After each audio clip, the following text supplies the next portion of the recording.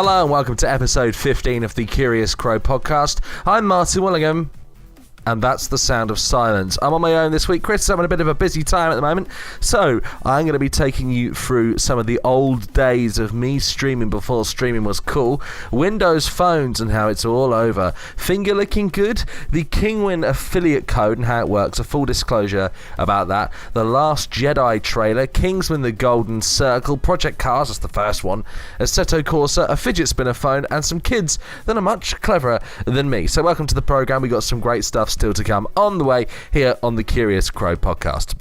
So, I alluded to it in the intro. I just wanted to talk about, because I was sat in the car the other day thinking, this whole streaming thing, and, you know, Curious Crow, we want to do some streaming. I've done it before. Back when I was about, 15, 16, me and a friend of mine decided that we were going to start a little radio station that was streaming online. And this is back before anyone really cared about, you know, the licensing problems. And it was called WWW Radio. It stood for something kind of, you know, unpleasant, which we won't go into. And the fact that we were using Ustream and Manycam even back then, you know, software that was a bit strange. And we were just playing strange music to like 5 of our mates. And it's come a long way since then. Obviously, you can't do music anymore. You need like a proper PRS or PPL license to do that. But, you know, I was just thinking, sat in the car, hang on a minute, we've done this streaming lark before. We used to use a piece of software called Manycam, where we used to like put overlays and what's playing and stuff like that on. There's a friend of mine called Henry. So yeah, it's just a strange experience. And now streaming's a case where you've got software like OBS that pushes automatically to Twitch, and you can get apps that are integrated with Twitch and stuff like that. It's just a bit nuts, really. So yeah, streaming before it was cool. I was there first. Let's also take a look at Windows phones, because I don't know that many people who do have Windows phones or tablet. Well, tablets, yes, more so. But I don't know many people who have Windows phones. A couple who have now moved on to Android. But Microsoft appears to have abandoned its smartphone operating system ambitions. The company's Windows 10 chief has tweeted that developing new features and hardware for the mobile version of the OS was no longer a focus. Gilles Belfoy admitted that he had also switched to Android himself. Windows 10 Mobile had tried to attract users by letting them run the same universal apps on both their PC and handsets, but the concept failed to catch on. The OS accounted for just 0.03% of the global market based on smartphone shipments between April and June, according to research company IDC. Now, this is on the BBC News website. Obviously, there'll be a link to it in the description for this episode, so check that out. But Windows Phone, I don't really know anyone who used it. We actually have a phone that we use at work, which is a Windows mobile phone, and yeah, it's just, I can see why people don't use it. I guess it was just clunkier than it ought to have been. If you've got a Windows phone, let us know. Do send us a message, or put down in the comments what you think of it, and is it still working for you? I know, like, we had a friend of ours, Josh, who couldn't play Pokemon Go on his Windows phone, so that really pissed him off, which caused us much amusement. But yeah, Windows Phone, Windows Mobile. I just want to let you know as well, because it's just me this week, there's less in the way of discussion. It's just me talking into a microphone, basically. So the episode will be quite a bit shorter than usual, but we didn't want you to skip a week. Chris is just fine. He's just got a very busy week ahead of him, and is doing lots of working hard. Maybe he's going to be working on the Quail PC. Maybe that's why he's working so hard. He wants to raise the money for a new motherboard. Now, this is a story that was on IGN a couple of days ago. The one and only KFC founder and fast food icon Colonel Sanders will be playable in WWE 2K18. This news was announced during a stunt at WWE's Hell in a Cell pay-per-view event, during which Kurt Angle dressed up as the Colonel and went up against WWE superstar Heath Slater, who was dressed as the Colonel's arch rival, Pupper's Clucker's Chicken. Players can access Colonel Sanders through the game's Create a Superstar mode. You'll also gain access to the 2 versions of Angle if you pre-order the game.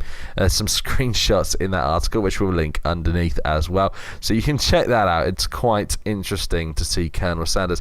It reminds me of that Burger King game, or was it Burger King? Was it a wrestling game?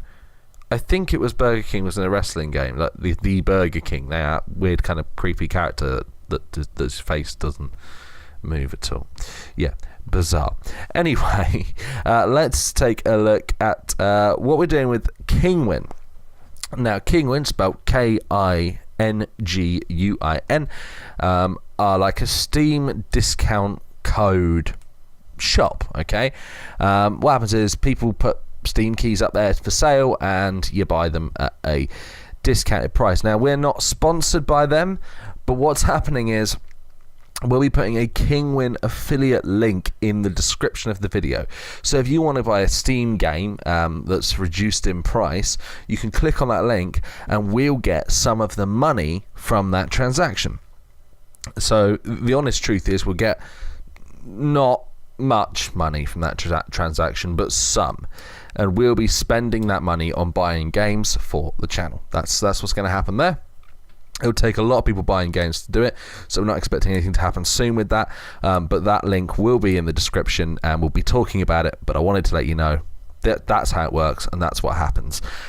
You could sign up to be an affiliate as well using that link, and then we get a bit of a kickback off of anything you get as well, so please do that. It's going to really help the channel.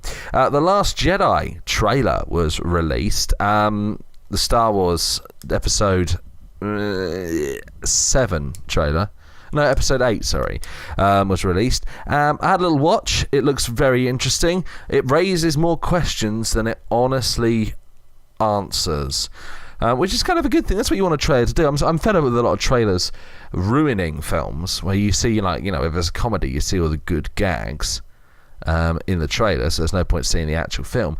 Whereas this trailer doesn't give a great deal away. Again, there's a link in the description to watch it yourself, so go ahead and do that.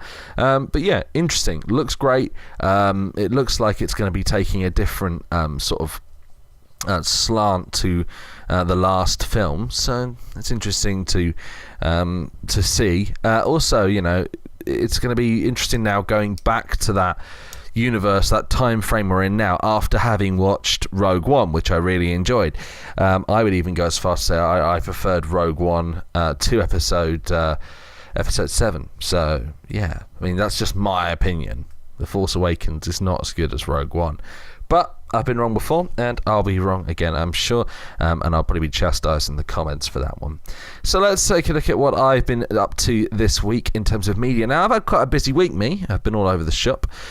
Kingsman, The Golden Circle. We talked about it last week without either of us having actually seen it, and I've seen it now, and I tell you what, it's good. It's not as good as the first one, but I think it's unfair to expect it to be. It features some great little cameos, one in particular that's particularly good. I'm not going to spoil anything for you, and it's a well constructed story, but somehow it feels quite skittish, and it feels like there are some occasionally forced moments, and characters sometimes come across as maybe a bit off if you compare them to what you remember from last time. So just bear that in mind when you go and see it. Also, you know, there's some things in there that are designed to shock people. So, you know, just be aware of that. Obviously, it is a film for adults. It does have adult humour in it, and it has all sorts of stuff like that going on. What I've always liked about the Kingsman films, both this one and the first one, is just like what would happen to James Bond if Roger Moore had carried on doing it a bit longer. Do you know what I mean? It just kind of, it's that silly spy fun kind of, you know, who cares, throwing all the gadgets kind of movie, and I think I really like that. But you know what, having said that, the plot is more sophisticated somehow. You know, you look at the first one, it's a commentary on you know, how we're using technology, and the second one is a commentary on how drugs are used. I don't think I'm spoiling anything by saying that. So yeah, an interesting film, worth a watch. Project Cars. Now you might be thinking to yourself, Martin, did you cave? Did you get Project Cars 2? No, I'm talking about the first one, and I've been playing it on the PC because it was cheap. So I've been playing that, and I tell you what, I was wrong to dismiss it when I did first time round. First time I I played it. I didn't play it for very long. It didn't work very well on my PS4. So when I got the chance to play it on the PC, I've really enjoyed it. In fact, I actually hooked up the PC to the big TV and plugged in my controller and had a really great time with that game. It makes me want a racing wheel and pedals and a gear shifter and, you know, a racing chair and gloves and probably a VR headset. But, you know, you can't have all these things all at once, especially... you know, it's going to really hurt your bank balance a bit doing that. But I've been playing it and basically just showing everyone how good I am at the game. Well, I wasn't very good at it initially. My problem with it was, and we talked about Forza 8 extensively last week, my problem with Project Cars was that I felt it was a bit twitchy. Like, it wasn't smooth at all. But it turns out if you spend a bit of time fiddling with the settings, you can make it feel like your Forzas, like your Gran Turismos. I'm very excited because Gran Turismo Sport comes out next week. I thought it was this week. Imagine my disappointment. No, but it actually comes out... actually, I haven't said that. It comes out on... Bear with me. Getting up the calendar. It comes out Tuesday coming. Gran Turismo Sport. Honestly, I'm so excited to play that game. I've got the collector's edition coming. But anyway, Project Cars. I think if you spend a bit of time adjusting the settings to your liking, Project Cars is a really great little game. It desperately makes me want to play Project Cars 2. But I think I'm going to wait for it to be on sale on Kingsman. You know, buy games with our link. Or on Steam sales. So I think I'm just going to wait for that one. If we raise enough money through Kingsman and you guys buy lots of games through the link, then that'll be one of the first ones we get. That's one of the first ones we put on the list. Speaking of car games, another game that I dismissed at the time was Assetto Corsa. And I was right to. Its handling physics to me are a little bit off. A little bit wonky. I couldn't get on board with the way it feels, you know, and the ABS settings are a little bit wrong to me. But, you know, I thought I'd give it a go. It was cheap on Kingsman, where I genuinely do buy my games on there. So, you know, it has its problems. It's not even a pretty game. Yeah, that's my thing. It's not even like a pretty game. And I've got a decent gaming PC with a GTX 960 and a quad-core AMD in it. Like, it's got no problem doing that stuff, pulling that kind of horsepower. But it just doesn't really set the world on fire. That's all. Big shame.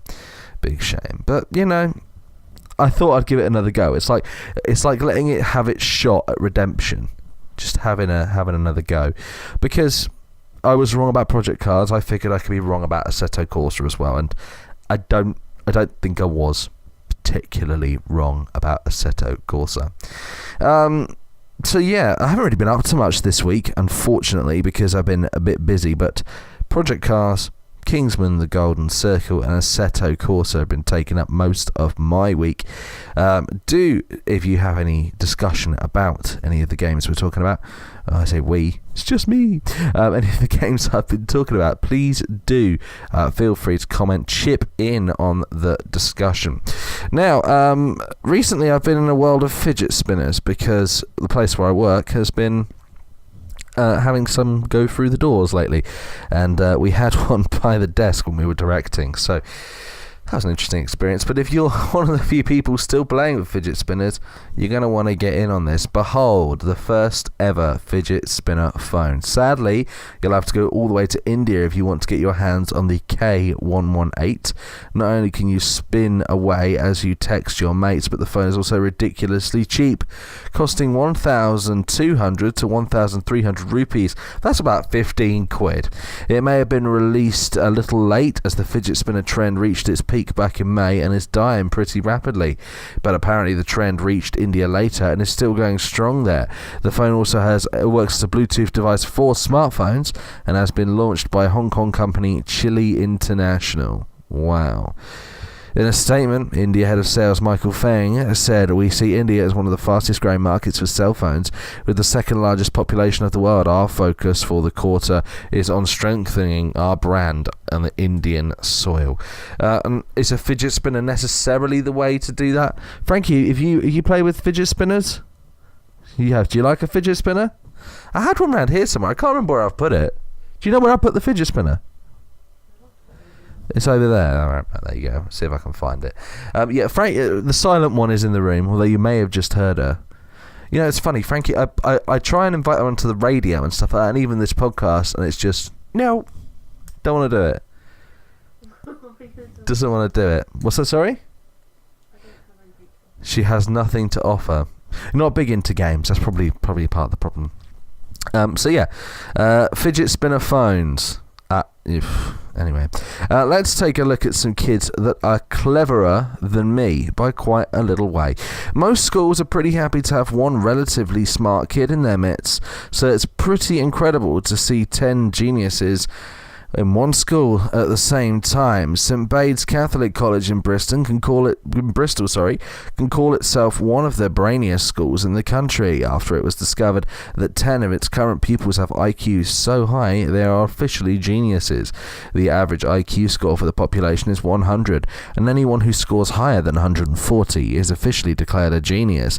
Isabel Romeo, Molly Dolan both recorded IQ scores of 161. This is higher than Albert Einstein and Stephen Hawking's suspected IQs. Neither man has actually ever taken an IQ test, and only 1 mark off the highest possible IQ score achievable on the test.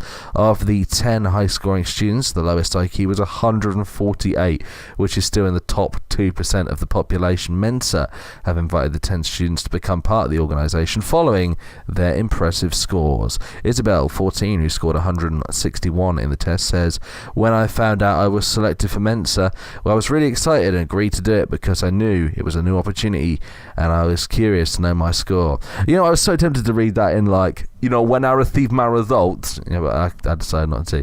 When I received my results, I was quite surprised and really happy. Deputy Head Rob King said of the scores, "We're absolutely delighted to have such amazing students at St Bede's. They are a credit to the college and their families." That story is in the Metro. The only problem is IQ tests. I remember reading somewhere that IQ tests are completely pointless. I'm not sure if that's true, but I read somewhere that IQ tests are just like an arbitrary number. So yeah, interesting that. Why don't you go online, take an IQ test, and see if you beat these kids? I don't know how IQ tests work. Isn't it like mathematic questions and stuff like that? In which case, I'm going to get an IQ score of about 0. It's not going to go well for me. But yeah, as I said, a very short edition of the Curious Crow podcast today, just keeping you up to date with some thoughts that I've had over the week. Chris will hopefully be back with us next week. If you want to subscribe to the podcast, you can do so on the Apple Podcast app, on SoundCloud, or on YouTube, so go to those places. Also, check out our Kingsman affiliate link. You can save up to 80% on PlayerUnknown's Battlegrounds at the moment, so if you want to play that game, go ahead and do that. But yeah, all the links down in the description below. That's it from me, and I'll see you next time. Bye bye.